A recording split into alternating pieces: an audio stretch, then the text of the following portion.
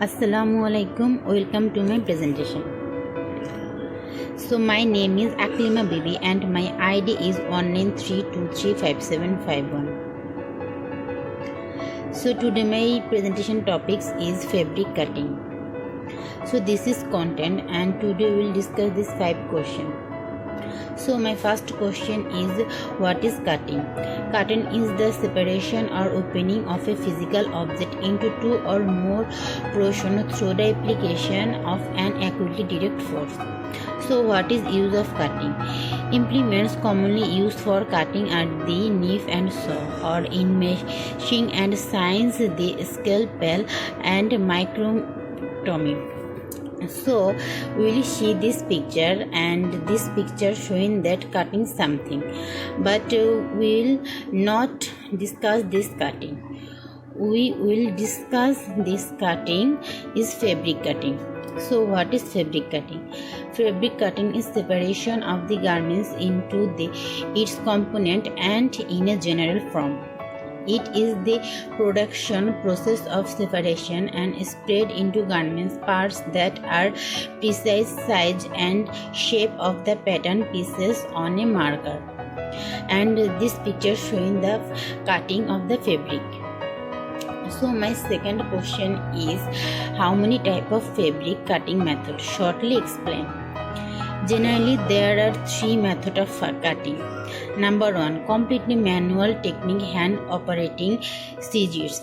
Number 2, manually operated powered knife.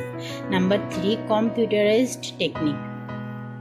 So completely manual technique, hand operated scissors. Various types of scissors are normally used when cutting only single or double piece. Hand operating scissors are mostly used for tailors and domestic processes, suitable for simple production, in that cause sample garments suitable for making.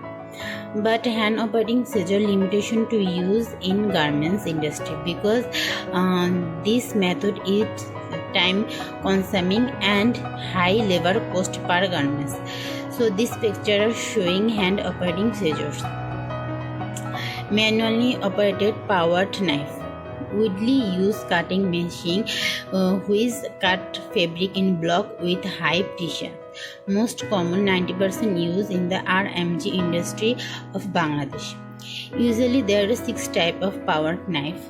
So stage knife, round knife, blunt knife, notcher, die cutter, drill machine.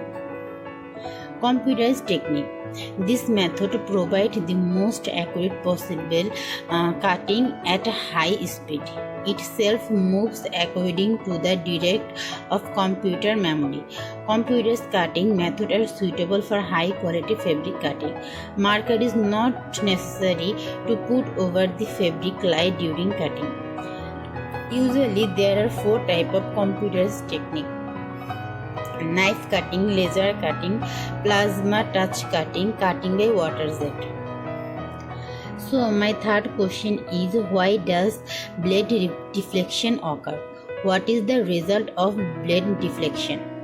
Usually when the height of the fabric layer is very high, or the weight of speed of the machine is very high, or the efficiency of the operator is low, then blade deflection occurs.